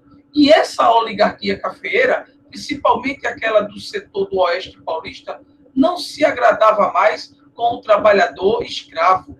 Ou seja, o trabalhador escravo, ele representava um empecilho. Então, nós vamos ver que esta república, ela nasce com a vitória de alguns setores, que foram exatamente a elite cafeicultora, o exército, que vai realmente dominar o cenário político nos dois primeiros presidentes, na chamada República da Espada. Porém, é necessário que a gente entenda que, como foi dito por Edson, né, falou da Revolução Industrial, e Zé Antônio falou do imperialismo, nós vamos ver que a industrialização, é necessário que a gente entenda que o Brasil é um país de capitalismo tardio. Né? A industrialização no Brasil só vai acontecer a partir da Era Mauá, né? Então nós vamos passar aí a partir de 1850, e nós vamos ter aí como é que se diz? Um novo cenário social também almejando o poder. Então nós vamos ter aí uma classe operária que foi muito influenciada pelos italianos, né? Nós vamos ter espanhóis que irão participar desse movimento, tudinho. Então, a República, ela nasce com uma disputa interna entre oligarquias, nós vamos ter setores do exército, nós vamos ter uma classe operária, nós vamos ter uma classe média urbana. Então, é importante que a gente saiba que os conflitos que marcaram a República Velha foram conflitos entre a elite cafeicultora e setores urbanos, né? Setores urbanos que viviam na indústria. Então, nós vamos ter aí também essa república, né? Como eu tinha falado para vocês, a República Velha, ela na sua segunda fase, que foi a chamada República Oligárquica ou Café com Leite, nós vamos ter um movimento de Canudos, que ocorreu no governo de Prudente de Moraes. Então, nós vamos ter a Guerra de Canudos, que foi um movimento popular, né, onde sertanejos reivindicando melhores condições de vida, fugindo desse latifúndio opressor, vai se juntar a um líder messiânico chamado Antônio Conselheiro, né, e, a partir daí, Antônio Conselheiro vai trazer essa massa para o sertão da Bahia, onde vai organizar uma sociedade igualitária, né, que vai desagradar ao governo de Prudente de Moraes. Então, o movimento de Canudos foi um movimento messiânico. Esse movimento de Canudos, vai de 1893 até 1897. Então, vamos ver aí fim de governo de Floriano Peixoto e o governo de Prudente de Moraes. Porém, foram necessárias 4 expedições para destruir o movimento de Canudos. Então, Canudos, o Arraial de Canudos, foi um movimento de sertanejo, um movimento pelo direito da terra, um movimento contra a opressão do latifúndio, ou seja, e foi um movimento em que o líder messiânico, Antônio Conselheiro, criticava a República. Não era que ele fosse um monarquista, mas ele vai criticar a República, o casamento civil, os impostos republicanos. Então, seguimos o caminho. Nós vamos ter a revolta da vacina, que aconteceu, né, em 1904, no governo de Rodrigues Alves. 1904. A revolta da vacina, o presidente Rodrigues Alves, junto com o prefeito do Rio de Janeiro, Pereira Passos, tinha o objetivo de transformar o Rio de Janeiro na Paris das Américas, né? Queria embelezar a capital. Então, o que é que o prefeito, juntamente com o presidente da República, vai fazer com a capital federal? Vai tirar os cortiços do centro, vai mandar esse povo pobre, miserável, para como é que se diz? Para os morros, né? Surge aí o processo de favelização do Rio de Janeiro, que já vinha crescendo muito com o fim da escravidão, né? Então, nós vamos ter aí a tentativa de se resolver 3 problemas sanitários, né, que foram 3 doenças, a febre amarela, a varíola e a peste bubônica. É aí que aparece a figura de Oswaldo Cruz. Mas a revolta da vacina não foi uma revolta contra a vacina que realmente doía muito. A revolta da vacina foi uma revolta contra esse processo de urbanização que não tinha nenhum planejamento, do ponto de vista de atender às necessidades sociais. Então, nós vamos ver que o povo utilizou como argumento que estava matando velho, né, a vacina obrigatória em mulheres, onde teria que vacinar as nádegas. Então, isso era uma coisa que não era permitida, e o povo vai se utilizar disso para realizar esse movimento chamada revolta da vacina. Né? Nós vamos ter um outro movimento, uma outra revolta, um outro conflito no governo de Hermes da Fonseca, que foi a revolta da Chibata, em 1910. A revolta da Chibata foi uma revolta na Marinha contra os péssimos tratamentos que eram dados aos marinheiros. Né? Você veja, o marinheiro negro, ele não tinha condições de ascender na carreira militar. Né? A péssima alimentação, eram dadas, se o camarada cometesse uma falha, eram dadas 25 chibatadas. Foi aí que apareceu o líder desse movimento, João Cândido, também conhecido como Almirante Negro, que ele vai se armar dos 2 principais navios, um dos mais avançados do mundo, e vai dirigir os canhões para a cidade do Rio de Janeiro, protestando contra esta situação de miséria em que viviam os marinheiros na Marinha Brasileira no início do século XX. Né? Nós vamos ter ainda no governo de Hermes da Fonseca, passando para o governo de Floriano Peixoto, o governo de Venceslau Braz, me perdoe, a chamada revolta do Juazeiro. Aí nós vamos ter o aparecimento de uma figura histórica que todos nós conhecemos, que é a figura do Padre Cícero Romão Batista. Padre Cícero Romão Batista, ele era um coronel. Então, uma das características dessa república que nasceu oligárquica foi, além da política do café com leite, o predomínio de São Paulo e Minas Gerais nas questões políticas, né, de governo federal, nós vamos ter aí o coronelismo, onde o poder local, através desses líderes, comandavam o processo eleitoral. Então, nós vamos ter o voto de cabresto, nós vamos ter uma política chamada política dos governadores. Vejam que absurdo. O presidente mandava dinheiro para o governador do estado, o governador do estado mandava dinheiro para os líderes internos políticos, os coronéis, e esse, através do voto aberto, elegiam os deputados e senadores que viessem a apoiar o presidente no Congresso Nacional. Então, vejam, a República Velha ela tinha 4 mecanismos de dominação por parte das oligarquias.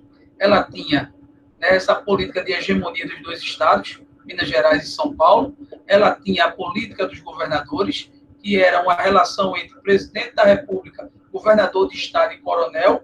O presidente mandava dinheiro para os governadores, os governadores para os coronéis, e através do sistema eleitoral que era aberto, se elegia deputados e senadores que viessem apoiar o presidente. E nós tínhamos o voto de cabresto, né? O voto de cabresto. Então, a revolta do Juazeiro mostrou essa característica do coronelismo, né? Que marcou o período.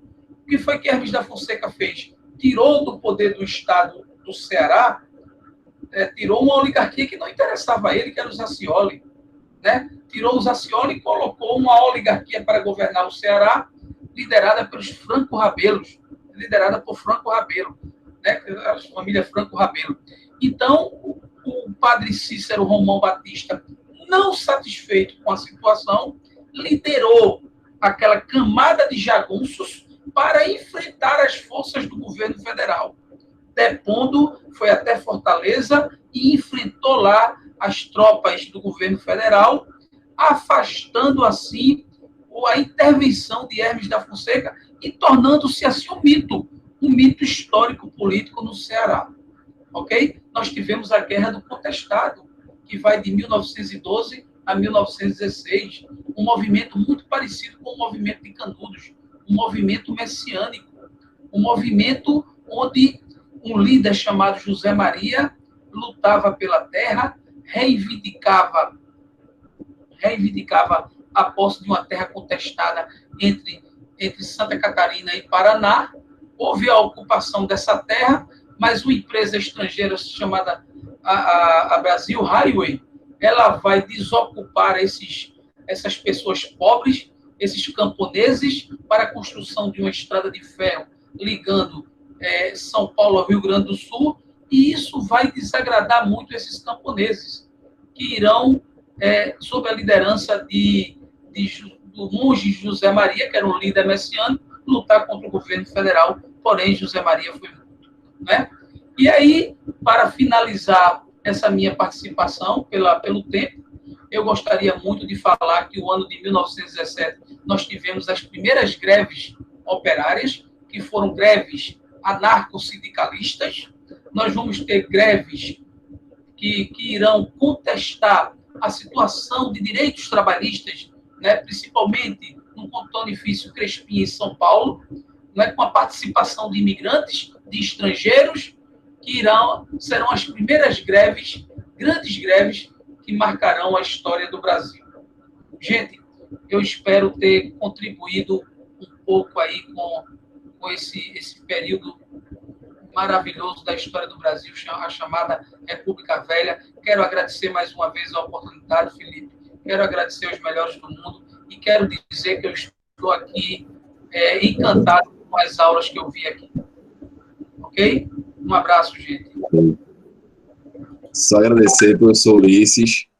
E aí, para a gente encerrar aqui essa noite, né, com essa última live de hoje, vou pedir com licença aos demais colegas professores, mas não tem como não falar desse cara que foi meu professor de Idade Moderna na faculdade. Foi o professor Alberon Lemos, tá certo? Também professor da cadeira de Historiografia. E aí eu lembro com muito carinho, porque foi com esse cara que eu aprendi a gostar e me fundamentei, teoricamente, para trabalhar cinema, história e cinema em sala de aula. Então, professor Alberon Lemos, boníssima noite para o senhor. Vai ser uma honra para mim poder estar assistindo também sua aula e relembrar um pouco dos momentos lá das aulas na Universidade de Pernambuco. Boa noite, professor, fique à vontade. Boa noite, pessoal. Boa noite, Felipe.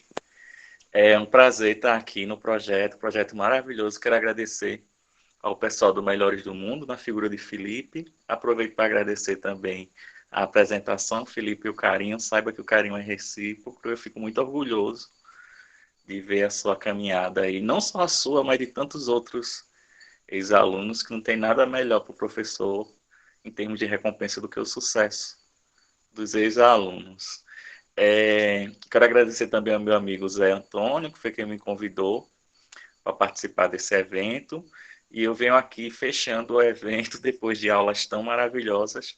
Eu quero conversar um pouquinho com vocês sobre o Islã. Mais especificamente sobre o surgimento do Islã, certo?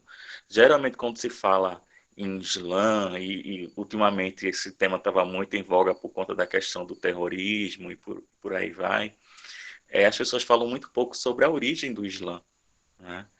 E lá, aí nós vamos nos remeter lá à Baixa Idade Média, ao século VII, e tentar entender um pouquinho como é que tudo isso começou. Na região da Península Arábica, habitavam os povos árabes, né? E esses povos eram povos que estavam divididos em dois grandes grupos. Os grupos que habitavam o deserto, que eram chamados os beduínos, e os grupos citadinos, que viviam em algumas cidades cujo comércio era muito próspero. Desses comércios, dessas cidades comerciais, nós podemos citar as cidades de Meca e a cidade de Yatreb.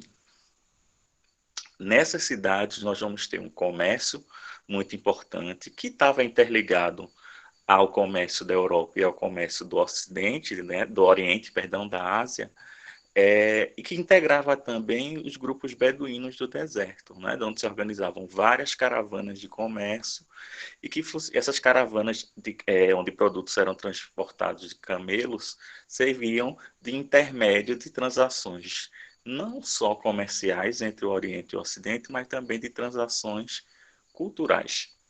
É nessa cidade de Meca, no século VI, que surge a figura de Maomé.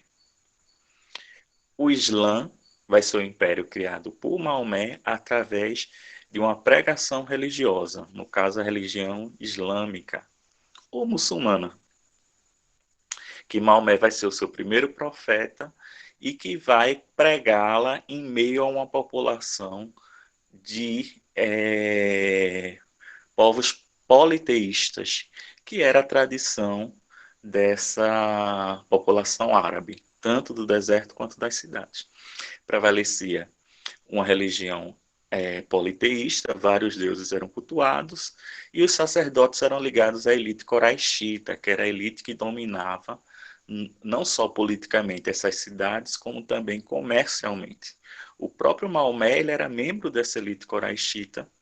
Ele ficou órfão muito jovem e foi viver com um avô que comandava caravanas de comércio, caravanas de camelo de comércio. E provavelmente foi nessas viagens da caravana de comércio que Maomé teve contato com o monoteísmo, tanto com povos cristãos quanto com povos judeus, né? E aí esse contato com o monoteísmo, com o qual ele chamava os povos do livro, possibilitou a Maomé na construção do Islã. Maomé, segundo a tradição islâmica, já um pouco idoso, se afasta das atividades comerciais. Ele tinha se casado com uma jovem viúva, dona de várias frotas de camelo, e tinha criado esse comércio, esse império comercial muito jovem. A determinada idade, ele se afasta das atividades comerciais, passa essas atividades para o genro dele, que é casado com a única filha que ele teve, que foi a Fátima, e aí começa a fazer retiros espirituais.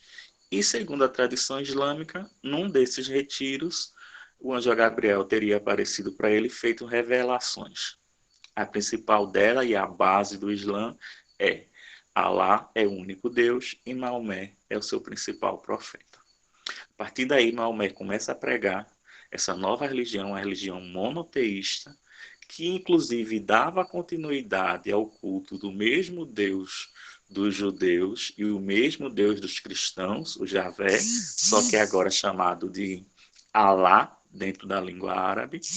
E através desse culto monoteísta, Maomé começa a conseguir alguns adeptos, alguns discípulos, e vai sofrer uma perseguição muito grande por parte da elite coraixita de Meca. Por conta disso, ele acaba tendo que fugir de Meca e vai se refugiar em Yatreb, na chamada Hégira, essa fuga de Maomé, que é um evento importantíssimo dentro da religião islâmica, ao ponto de marcar a Hégira, o ano 1 do calendário islâmico. Né? No nosso calendário cristão, o ano 1 seria o nascimento de Cristo. Para os muçulmanos, o ano 1 seria o ano da Hégira. Em Yatreb, Maomé consegue organizar crescer ainda mais, né, o seu número de discípulos, e consegue organizar um exército que volta para Meca, e lá em Meca ele acaba conseguindo o domínio da cidade, e a cidade acaba se convertendo ao Islã. E aquela templo que era Kaaba, que era chamado Templo dos Deuses Politeístas, passa a ser um templo islâmico, né, uma mesquita, e até hoje é o principal ponto de peregrinação da cultura islâmica, da religiosidade islâmica. A religiosidade islâmica está pautada em vários preceitos, entre eles o culto ao único Deus. Por isso é uma religião monoteísta, né? Esse Deus, como eu já falei, é o Deus Alá, que é o mesmíssimo Deus do Velho Testamento, que está presente tanto na religião judaica quanto na religião cristã. Maomé seria o último de uma linhagem de grandes profetas, dos quais se inclui o próprio Cristo e os outros profetas do Velho Testamento. Então, de certa forma, o islamismo ele é um desdobramento do cristianismo e do judaísmo, né? Então, nós temos aí essas três grandes religiões monoteístas do mundo até hoje, as três interligadas pelo culto da figura de Javé, Jeová ou Alá, seja lá que nome você queira dar, que é o Deus único dos judeus, originalmente o Deus único dos judeus, dos hebreus. A própria história dos árabes, desses povos da Península Ibérica, segundo a tradição judaica e a tradição islâmica, também estavam interligados. Né? Segundo a tradição do Velho Testamento, os árabes são descendentes de Ismael, que era o filho que Abraão teve com a concubina Agar. Né? Quando Sara não podia engravidar, a esposa de Abraão, Deus permitiu Sara permitiu que Abraão tivesse um filho com a concubina Agar, e esse filho foi chamado de Ismael. Por conta dessa abnegação de Sara, essa história está lá no Velho Testamento, Deus permitiu que ela engravidasse, mesmo estando com uma idade extremamente avançada. Quando Sara acaba engravidando e tendo o filho, que foi chamado de Isaac, o filho do sacrifício, Ismael e Agar foram afastados do clã de Abraão e foram viver no deserto. Certo? E justamente lá no deserto, segundo já a tradição islâmica, um anjo teria aparecido, ajudado os dois, e justamente os povos árabes são descendentes de Ismael, ou seja, consequentemente também descendentes de Abraão. Então vejam que é uma ligação familiar entre árabes e judeus, certo? Isso está presente tanto na tradição do Velho Testamento, quanto na tradição do Islã. A palavra Islã em árabe significa submissão. Então é submissão ao Deus, a Allah. E o livro base da religião islâmica é o Alcorão, também chamado de Corão. É o livro em que Maomé põe escrito as revelações feitas pelo anjo Gabriel a ele. Além do Alcorão, alguns grupos islâmicos também usam a chamada Sunna, que é um conjunto de preceitos ligados à vida e à obra de Maomé, certo? Essa adoção da Sunna ou não ajuda também a nós compreendermos a grande divisão existente entre os dois grandes grupos islâmicos, que é o grupo dos xiitas e o grupo dos sunitas. A maioria dos povos islâmicos, eles são sunitas, certo? Eles levam em consideração não só o Alcorão, como também a Sunna. Mas temos também os povos xiitas, que só levam em consideração o Alcorão, são chamados grupos mais radicais. O próprio termo xiismo às vezes é utilizado como sinônimo de radicalismo, né? Mas também nessa divisão nós temos umas polêmicas, essa divisão que eu falo entre sunitas e xiitas, nós temos também umas polêmicas ligadas à sucessão do poder no Império Islâmico após a morte de Maomé, certo? Com Maomé, o Islã consegue unificar todos os povos da Península Arábica. Essa unificação se dá através da religião, do islamismo, e logo após a morte de Maomé, começa uma expansão do Império Islâmico, né? Essa expansão muito pautada também na expansão da própria fé. Tem gente que até associa ao preceito do Jihad, que é a chamada Guerra Santa, né? E o Islã ele consegue se expandir e conquistar outras regiões, entre elas o norte da África e a Península Ibérica. No que é importante nós prestarmos atenção nessa expansão? Por quê? Com a expansão e a consolidação do domínio islâmico na Península Arábica, no Oriente Médio, no norte da África, na região que depois ficou conhecida como Maghreb. E na Península Ibérica, nós vamos ter um isolamento do mundo mediterrâneo, um isolamento da Europa. Isso ali entre os séculos 7 e os séculos 10, 11. Isso em muito favoreceu a consolidação do feudalismo e daquele aspecto quase que autossustentável da economia feudal. Por quê? Na verdade, a Europa, nesse período, era uma grande cidade sitiada, cercada por muçulmanos, né?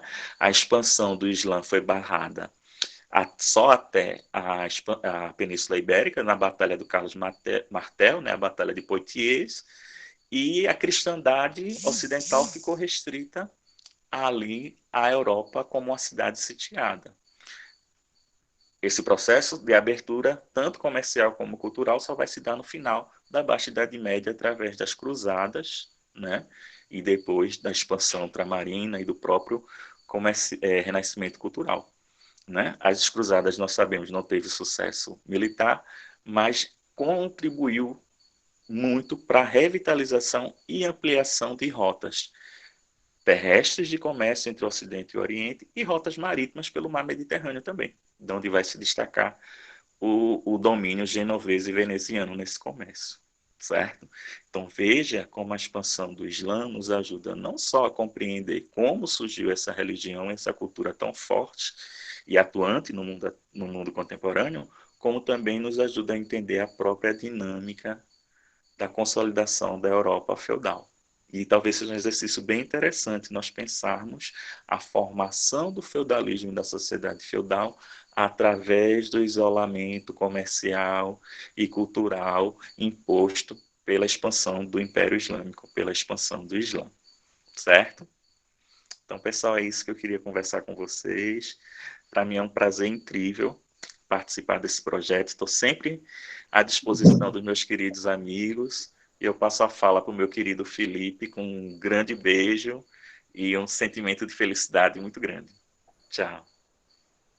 Eu quero agradecer mais uma vez a todos os mestres, ao Diogo Bandeira, ao Diogo Barreto, ao Ulisses, ao Edson, ao Sr. Valdemir, né? Inclusive, eu participei de aula do Valdemir quando ele era aluno da Unicap, estava se formando lá na Católica, e teve um grande momento de aulão aberto ao público. Eu fui lá assistir a aula de Valdemir se formando, né? Professor Zé Antônio, eu queria passar a palavra para você, que foi o cara que fez toda essa articulação para fazer esse momento acontecer, e gratidão do MDM aos colegas, em especial ao colega Zé Antônio, que fez toda essa junção aqui de todo mundo. Zé Antônio, está com você a palavra, é a despedida, meu amigo. Gente, rapidinho, porque eu sei que o tempo é curto. O sentimento é de felicidade, né? A gente está num momento tão diferente, né, da vida da gente, por conta do que foi imposto a gente, a necessidade da questão do isolamento, e a gente consegue reunir, né, porque eu vejo esse momento não como apenas um grupo de professores, antes de tudo um grupo de amigos, né, de pessoas que a gente confia, que a gente gosta, que a gente quer estar junto, que a gente sabe a capacidade profissional, e a gente conseguir reunir essas pessoas, né, com o intuito de contribuir de qualquer forma que seja, né, que seja dividindo um pouquinho de conhecimento. Eu, de fato, vou dormir hoje com um sentimento de alegria, né, por ter conseguido isso. Então, eu queria agradecer aos amigos, antes de tudo, né, porque é assim que eu os vejo, né, são colegas de profissão, são, né, grandes professores, mas, antes de tudo, para mim, amigos. Então, quero agradecer a cada um de vocês pela participação, pela disponibilidade, agradecer a Felipe por ter articulado com o curso o espaço, e agradecer o curso também. Então, gente, obrigado por tudo, vocês são maravilhosos.